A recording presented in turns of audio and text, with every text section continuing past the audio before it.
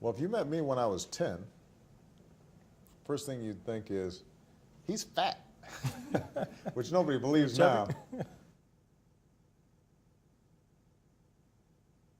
I was husky, and I was kind of a smart alecky kid. I was living in Hawaii at the time, and there weren't that many black kids there. So part of what I was trying to figure out at 10 years old was, what kind of role models do I have for myself? Because my father wasn't with us. And I think that's probably part of the reason why I became so interested in mentorship programs and also trying to get it right as a dad. Who are your role models? Well, Dr. J had a big poster. He had a big fro and he's coming in. And, Walt Frazier of the Knicks. Shaft. I'm dating myself. And I loved, even at that age, I loved Dr. King. But I can't say at 10 years old I was exceptional. I'll bet you were one of those kids who was like always the best athlete even at 10, and everybody was like, oh, Derek, all the little girls had crushes on you and all that. No. Is that true? I would like to lie to you because we're on camera, but no, it's not the case. I think when you're young, your role models a lot of times are the ones closest to you, Yeah. which were my parents. Right. And my dad used to constantly brag about how good he was in baseball. So when I was younger, I wanted to be a baseball player, Right. strictly because my dad played baseball. Now, was your dad right that he was good in baseball, or was he just making all these stories up? It's a difference because I don't want to date my dad, but there wasn't a lot of media attention back in the day. I got you. There was one newspaper, so he had his His book clippings. of his clippings. It was about 2 or 3 pages. All He right. used to sit me down and say, one day you may have as many pages as this. So I think I got him. You got him I passed him in at a Little certain League, point. but yeah, that was my focus. Was That's baseball. great. There are a lot of young men out there who are trying to figure out, what does it mean to be strong? What does it mean to be tough?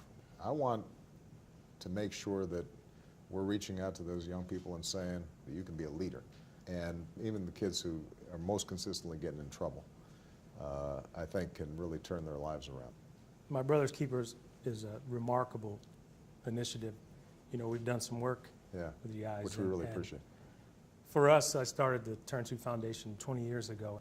And our mission is to, instill leadership in our kids, academic achievement, positive behavior, healthy lifestyles, social change. Right. I mean, these are things that we feel as though are extremely important to our youth. And thinking about Muhammad Ali, who just passed away. And I'll preface this with there's only one Muhammad Ali. Only one. Regardless of whether it's an athlete, there aren't too many athletes. Jackie Robinson comes to mind, but there aren't too many athletes that did what he did, had the social impact that Muhammad Ali had. There aren't that many people in general. So, everyone can be a leader in their own way. Right. They can have an impact in their own way. They can be their own person. Right. And, the kids are our future. When I talk to young kids and they ask me for advice, I say, find what you're passionate about and then just work your tail off. And success will come out of you putting your all into that passion. Right. Being interested and engaged in life is the single most important pathway to success. At 15 years old, I would probably just tell myself, continue to work. Because I think when you're younger, you have this big dream, right? And the big dream ultimately was to make it to the major leagues. And I grew up in a small town, Kalamazoo, Michigan. And you have the dream, but you can't really see it. And I would just tell myself, stay at it, regardless of what people say to you, the negativity that you may hear. Just stick with it. And 25, I did something my final season. I kept a little diary. Every day I wrote something in there, how I was feeling after every game. Right. I don't even know if too many people know about it. And I've yet to look back at it. Really? The idea was, I don't have children. Right. And I thought, You want to be able to show if them. and when I know had what? kids. That actually has some game. Yes. So it's sort of like my dad's scrapbook he had. Yeah. Now I have photos. It's a little bigger. So yeah, but I wish I would have done that throughout my entire career because there's so many experiences you have that you tend to forget. Yeah. So if I could go back to 25, I would say do it every day. Well, at 15, I would have told myself, hit the books and stop goofing off. Because at 15, I was not the most responsible young man. I loved basketball, but outside of basketball, I was getting by on charm and wit, but not taking my schoolwork as serious as I could have. And when I think back now, I'd say, if I just invested the time, Things would have worked out a lot better for you. I might have made something of myself, doggone it. So if 15 years old, I would have said, work harder, get more serious. And you would have about lost yourself. weight. You got to tell And yourself you would have well, by lost weight. 15, I had slimmed down. So, okay. Yeah, I was about your weight, but still a little chunky, but. But at 25, my advice would have been to lighten up. Around 19 or 20, something happened, and I just got very serious. I mean, I had, at that point, graduated from college, and I was working all the time and reading all the time and had no social life. And when I first met Michelle, I had this old raggedy car. How old were you? By that time I was 27, and 28, and had a hole. It rusted out so bad it had kind of a little bit of a hole on the passenger side, so you could see the street as you were driving by. So I knew Michelle liked me because when she saw that car, she wasn't marrying me for my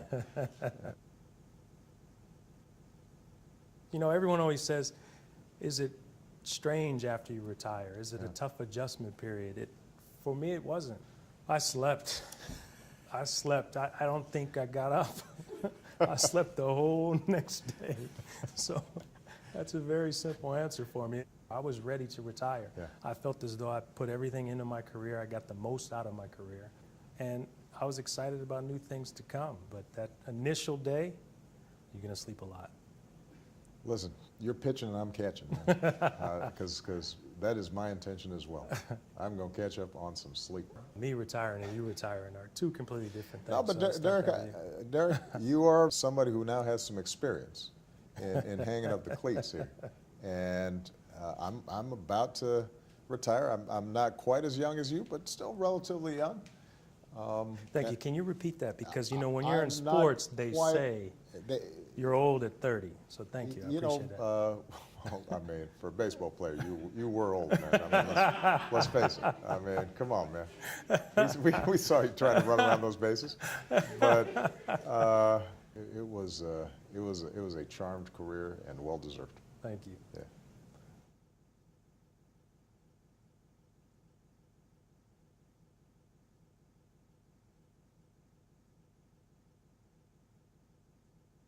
Hold on a second.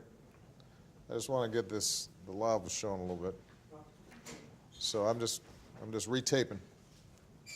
You need another piece? No, I'm a lav master. All right, we all good?